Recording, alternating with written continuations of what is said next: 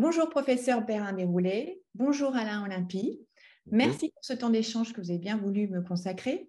Alors, à l'occasion de ses 40 ans, l'association de patients AFA Crohn RCH France organise un salon national sur la maladie de Crohn et la rectocolite hémorragique le 22 octobre prochain à Paris. Alain Olympie, vous en êtes le directeur. Professeur Perrin-Biroulet, vous êtes président de l'ECHO. Alors, je parle sous votre contrôle. C'est European Crohn's and Colitis Organization. L'ai-je bien prononcé? Et président du GTED, le groupe d'études thérapeutiques des affections inflammatoires du tube digestif. Alors, je voulais qu'on revienne avec l'un et l'autre sur cette histoire en fait, qui a démarré avec François Aupetit. L'association a été créée il y a 40 ans sur le cri d'une mère. François Aupetit venait de mourir et le constat, ça a été que les médecins, il y avait une énorme connaissance, mais finalement, elle était très centralisée. Et vraiment, l'héritage de François Aupetit, ça a été la priorité de l'association, c'était rassembler ces connaissances, aller chercher les meilleurs médecins un peu partout en France qui s'intéressaient à la maladie de Crohn et à la rectocolite hémorragique pour en faire une force, pour les rassembler. D'ailleurs, en 82, s'est créée l'association François Aupetit, qui est devenue plus tard la FA Crohn RCH France. Mais l'année d'après, s'est créé le GTED dont vous avez parlé et dont Laurent est président aujourd'hui. Alors justement, je voulais revenir vers vous, professeur. Qu'est-ce que cette collaboration, vous, en tant que médecin, vous ont apporté?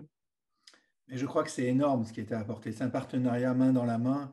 L'un ne pourrait pas fonctionner sans l'autre. C'est déjà la conclusion qu'on peut avoir en 2022. En tant que chercheur, on a toujours besoin déjà de financement. C'est vrai, on a besoin de financement. Ce qui est assez unique, et ça, clairement, on peut dire que ça a été très moteur et novateur dans le monde de la recherche médicale. Immédiatement, il y a eu un soutien vis-à-vis des médecins-chercheurs, un investissement financier important qui a permis des découvertes majeures du premier gène associé à la maladie de Crohn. Mais la liste est tellement longue qu'on n'a pas le temps de tous les citer. Et ça, je crois que vraiment, c'est formidable. Ça continue. Moi, j'ai vu, et lorsque j'étais en effet à cette présidence au sein de l'association, tous les chercheurs peuvent candidater avec un projet qui va de l'éducation thérapeutique à la cellule.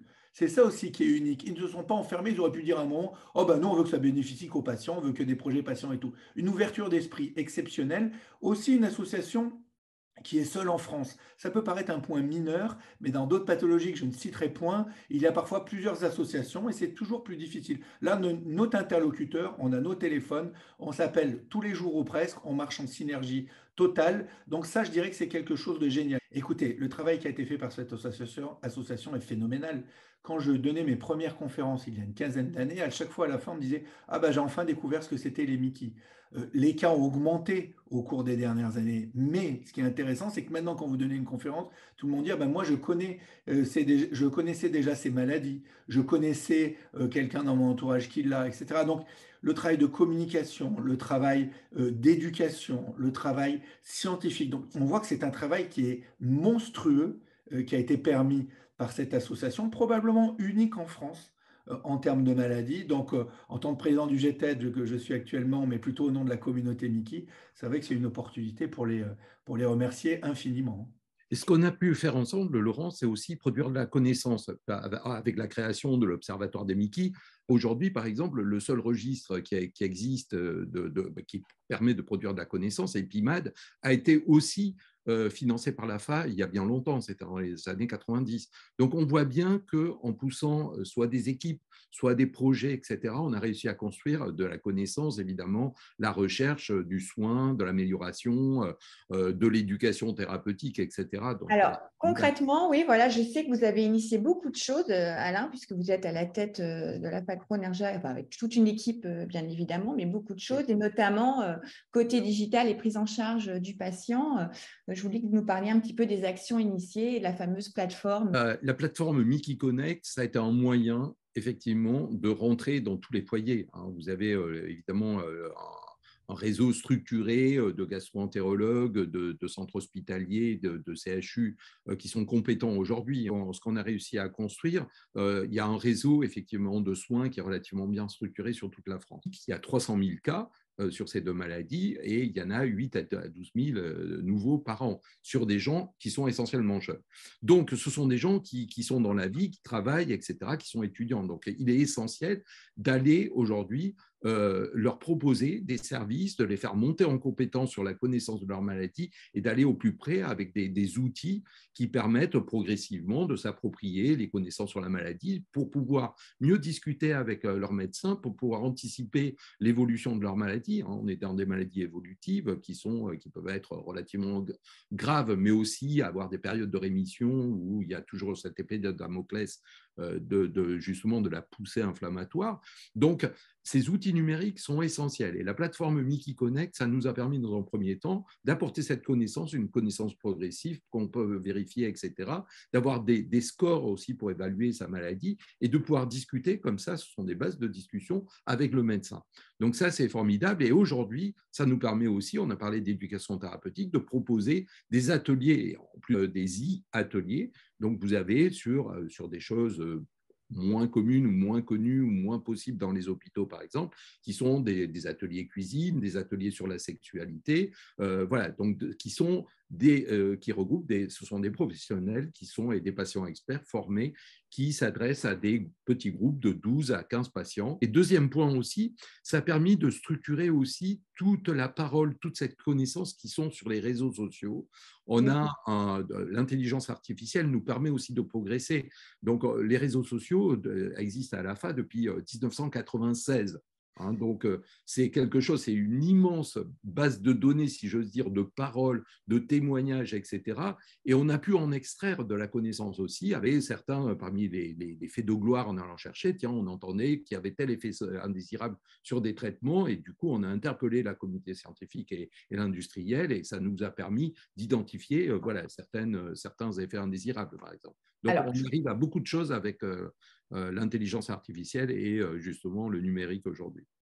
Alors, je voulais revenir vers vous, professeur. Alain l'a évoqué, la maladie de Crohn, en fait, augmente chaque année, malheureusement. Elle explose dans les formes pédiatriques. Et pour avoir échangé avec des gastroentérologues, et notamment Thierry Higuero et Patrick Faure, par exemple, au CREG, ou le professeur Nancé, les questions rémanentes qui reviennent, c'est aujourd'hui, en fait, comment généraliser à l'ensemble des gastro non mykistes la prise en charge optimale du patient? Et quelles sont les technologies et les outils à disposition? Mais justement, je crois que tout ça est majeur. Ce qu'a dit Alain est majeur. En fait, justement, ce qu'on veut, c'est que le soin globalement en France est excellent, mais on veut que le soin soit excellent pour tout patient Mickey partout en France. On ne pourra pas mettre un ou deux médecins partout en France, donc il va falloir des outils, et c'est les outils tels que Miki Connect. Il va y avoir le concept, maintenant il y a le concept aussi de clinique virtuelle, il y a le concept de téléexpertise. Donc les patients ont accès à toutes les actions de l'AFA, ils ont accès à Miki Connect, ils ont accès aussi à des téléexpertises dans d'autres centres s'il faut. On ne veut pas un nomadisme médical, je crois que c'est vraiment pas le but, que le patient qui est à Limoges soit obligé d'aller à Paris ou n'importe où, qui soit voilà, c'est pas le but. Donc avec ces outils virtuels, on peut y arriver. C'est aussi ce qu'on appelle ces cliniques virtuelles parce que le but aussi, c'est que les patients ne soient pas obligés de venir sans arrêt dans le centre. Je crois qu'il y a 3 éléments qui vont arriver dans les prochaines années. Il y a la formation et l'éducation. Ça, l'AFA est au top du top. Donc ça, ils vont continuer et on a besoin d'eux. Il y a deuxièmement la recherche participative. Il faut que tout patient en France puisse participer à cette recherche, et ça encore via l'Observatoire des Mickey et différentes initiatives menées par Alain Olympie et toutes ses équipes, on y arrive. Donc ça, la recherche participative, c'est le présent et le futur. Il y a un premier projet qui s'appelle ICAR, qui est une cohorte européenne de 10 000 patients dont on vient de publier les premières données, qui va générer des données exceptionnelles sur la tolérance et l'efficacité. Et puis il y a le soin, et le soin, clairement, il faut que partout dans le territoire, il soit homogène. Bien entendu, parfois, il faut uniquement que les centres Mickey soient nécessaires quand il y a un cas qui est très, très, très compliqué, très réfractaire. Mais ça, c'est une minorité des cas. Il faut que pour l'ensemble des cas, la surveillance régulière, à domicile, puisse se développer, pouvoir contacter à tout moment un centre si c'est nécessaire, avoir ces plateformes comme Mickey Connect qui maintenant sont accessibles à tout le monde. Donc on y arrive progressivement, et je crois qu'il n'y arrive pas dans les autres pays pour une simple et bonne raison. Pourquoi il n'y arrive pas dans les autres pays? Parce qu'il y a des initiatives partout. Chacun a sa propre initiative, chaque association, chaque centre. On est le seul pays au monde où tous les centres travaillent ensemble, et notamment avec l'AFA, et c'est pour ça qu'on est en train d'y arriver. Sinon, c'est impossible d'y arriver. S'il n'y a pas l'aventure humaine et le côté fédérateur et l'envie de tous travailler ensemble derrière cela, on n'y arrivera jamais. Donc, moi, je suis très, très confiant parce que c'est déjà en train de voir le jour et on va y arriver à brève échéance. Alors, je voulais qu'on revienne un petit peu sur des messages clés aujourd'hui à retenir, que ce soit aussi bien vers le gastro, mais le médecin généraliste, c'est quand même clé aujourd'hui, hein, puisque c'est lui qui va orienter le patient. Tu permets, Laurent, avant, parce que le message aux professionnels de santé, je vais te les laisser, mais je pense que tout professionnel de santé qui voit d'abord un malade, alors c'est vrai que la gastroentérologie, le ventre, le mal au ventre, comme on dit, ça peut être beaucoup de maladies, donc c'est compliqué. Donc l'orientation et prendre effectivement contact ou orienter vers les experts, c'est essentiel pour le diagnostic, parce qu'on voit qu'il y a quand même un petit peu de boulot encore à faire pour améliorer le temps de diagnostic sur nos maladies. Alors, c'est moins vrai dans la rectocolite hémorragique, parce qu'il y a des épisodes sanguins, enfin de sang, etc. Donc, les gens paniquent un peu vite et tout ça, et puis ce sont des pistes, mais c'est moins vrai dans la maladie de Crohn, dont l'expression est plus diffuse, si j'ose dire. Donc, là, l'orientation, l'échange de connaissances, quand on est gastro-entérologue, Laurent l'a dit, c'est facile parce qu'il y a un réseau, il y a des spécialistes, on peut quand même orienter assez facilement. Mais je pense que par rapport à l'association, la responsabilité de chaque soignant, c'est de penser aussi, quand le diagnostic est fait, d'orienter vers l'association, d'en parler en tout cas. Après, les gens y vont pas, mais il existe une association, allez-y, ça peut vous apporter. Ne soyez pas seul, ça c'est le message, hein, face à votre maladie. C'est facile, vous tapez Crohn et association sur Internet, vous tombez immédiatement sur l'AFA, comme l'a dit Laurent, on est tout seul, donc c'est facile. Non, mais je crois que pour compléter, moi je suis 100% d'accord. On est, nous, bon, on dit toujours qu'on fait attention à tous ces aspects-là, mais on a nos traitements à gérer, l'efficacité, leur tolérance, faire des prises de sang, programmer les coloscopies, les échographies, les IRM.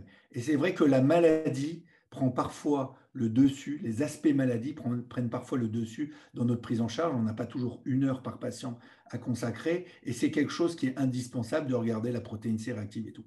Il faut aller bien entendu au-delà de ça. Et pour le patient, tous les autres aspects sont au moins aussi importants. Donc, il y a la prise en charge non pharmacologique qui est en pleine explosion, mais qui est majeure. Donc, le soutien psychologique, nutritionnel, l'activité physique, toutes ces choses-là, où d'ailleurs l'association, c'est vrai, Crohn RCH, sous l'impulsion d'Alain Olympie et de toutes ses équipes, a été, c'est vrai, précurseur, puisque quand on regarde ces actions-là, elles sont menées depuis de nombreuses années. Parce que c'est sûr que ce ne sont pas eux qui prescrivent les traitements, donc ils ont tout de suite compris qu'il y avait tout ce qu'il y a autour. Et tout ce qu'il y a autour, c'est majeur. Il y a l'accompagnement, l'écoute. Parfois, quand vous avez un problème avec votre dossier d'assurance, toutes ces choses-là, Ouais. ça, clairement, il faut que l'association soit dans la boucle. Et puis aussi, il faut reconnaître qu'au niveau médecin, ils nous parlent de certaines choses, d'avoir d'autres interlocuteurs. Ils peuvent aussi parler parfois plus librement d'autres aspects, ce qui est aussi très intéressant. Donc, ils vont pouvoir se confier sur d'autres choses. Donc, il faut qu'il y ait ce portfolio et cette offre multiple et ne pas se focaliser, même si en tant que médecin, parfois le petit défaut qu'on a, c'est qu'on croit qu'on fait tout bien, que nos patients sont toujours contents, que la communication est parfaite et qu'on a besoin de personne d'autre. Je peux vous dire que quand vous parlez aux associations de patients ou vous parlez aux autres personnes impliquées dans la prise en charge et qui disent « Ah ben j'ai vu un de vos patients, il a discuté de ci ou ça, ben, je voulais t'en parler » ou vous leur demandez, bon ben ça fait réfléchir, quand on voit qu'il y a beaucoup d'aspects que parfois nous on néglige par manque de temps, parfois par manque aussi d'informations, aussi parfois parce qu'on n'a pas passé toutes nos études médicales à parler de ça. Donc chacun son rôle. Et là, c'est vrai qu'on a un acteur majeur qui le fait de façon excellente, qui est l'association Crohn RCH. Ouais. D'accord. Pour rappeler, quel message, toi, tu adresserais justement aux professionnels de santé en général, aux diététiciennes, etc. Parce que ça m'intéresse aussi, tu vois, parce qu'évidemment, quand une pointure de la gastro-entérologie s'adresse aux autres professionnels, ça, voilà, les conseils sont bien bons à prendre. On est une équipe et chacun est aussi important que l'autre. Le médecin n'est pas au-dessus des autres.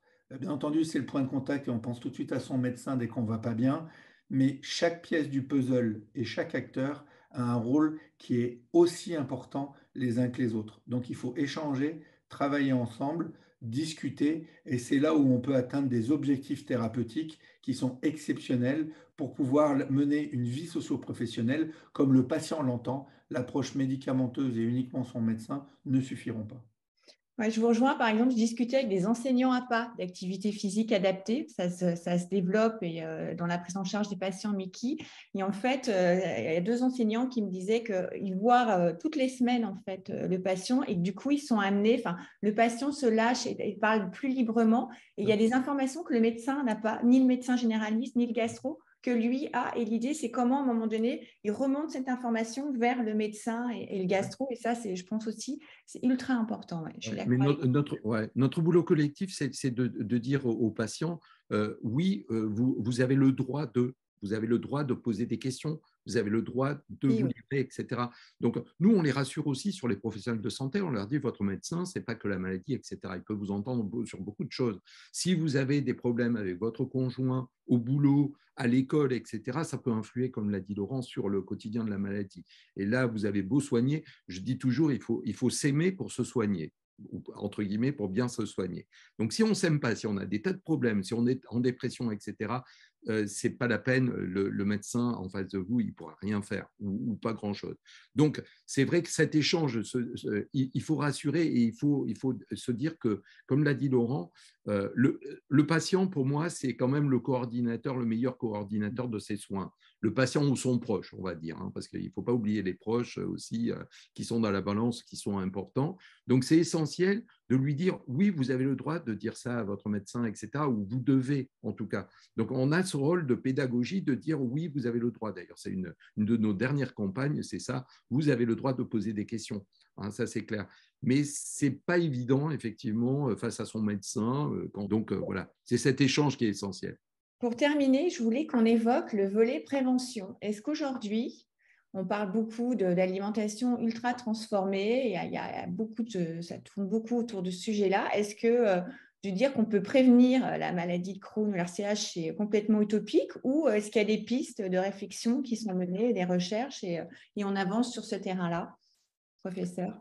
Je dirais que ce qui a changé, c'est qu'il y a une dizaine d'années, on disait juste, voilà, c'est pas le stress, mangez normalement, vivez normalement, vous avez une Mickey. En fait, tout ça, ça a été battu en brèche et ça a changé depuis quelques années, voire quelques mois. Ouais. Et on connaît les pistes. En fait, on est persuadé qu'une vie saine, bien entendu, ça reste à définir, va pouvoir préserver votre intestin. On ne peut pas montrer encore que ça prévient, mais ce qu'on sait, c'est que ça va détruire petit à petit votre intestin. On a 4-5 pistes qui arrivent. On a notamment la malbouffe, avec tout ce qui est les aliments transformés, trop de sucre, pas assez de fibres, je résume, hein, peut-être un peu trop de viande rouge. Voilà un peu les 4 pistes. Montrer que ça va prévenir les maladies. Là, c'est une autre étape, mais on en est quand même convaincu que ça va abîmer l'intestin, le microbiote, et faire le lit, au moins perpétuer l'inflammation. Il y a toutes les autres choses. Il y a aussi, bien entendu, tout ce qui est maintenir une activité physique suffisante. Maintenir une activité physique suffisante vous permet d'avoir un meilleur intestin. Le sommeil, quand on dort mieux, on sait que c'était le prix Nobel, hein, un prix Nobel sur le sommeil, quand on dort mieux, il y a moins de maladies inflammatoires. Donc quand même, le mode de vie, c'est vrai qu'on a cru à un moment, pour être honnête, il y a 20 ans, avec la découverte française facilitée par l'AFA et de Jean-Pierre Hugo de ce gène associé à la maladie de Crohn, on a cru que c'était une maladie génétique, etc. On sait que la part génétique est faible, ce ne sont pas des maladies héréditaires et familiales, c'est un point très important. Donc il y a notre environnement, quand on fait des choses pas bonnes, eh ben, ça va favoriser le risque de Mickey. Démontrer que quand on fait bien ces choses-là, on prévient l'apparition de la maladie, c'est ce qu'on va faire au cours de la prochaine décennie grâce à Alain Olympie, ses équipes et l'association Crohn-RCH. Eh Alors, bien, Laurent, ça merci. sera peut-être plus moi, hein, parce que là, moi aussi, je vieillis, mais la recherche continue, en tout cas, avec La le soutien relève. de l'AFA On et te avec. tiendra au courant quand même. La relève. Eh bien, écoutez, je vous remercie l'un et l'autre. Pour conclure, donc, je rappelle le salon Mickey le 22 octobre à Paris. Et puis, professeur, vous avez un séminaire GTED début décembre, il me semble. Oui, Voilà. Tout à exactement. fait. Et Voilà. Laurent ouvrira d'ailleurs justement ce salon avec une conférence sur l'objectif de guérison. Donc, je pense que c'est significatif d'ouvrir un salon avec des malades sur ce thème-là. Eh bien, On va y merci arriver. merci à vous deux et on se Merci retrouve Alexandra. Au revoir. Merci. On se retrouve pour une prochaine interview. Regard croisé.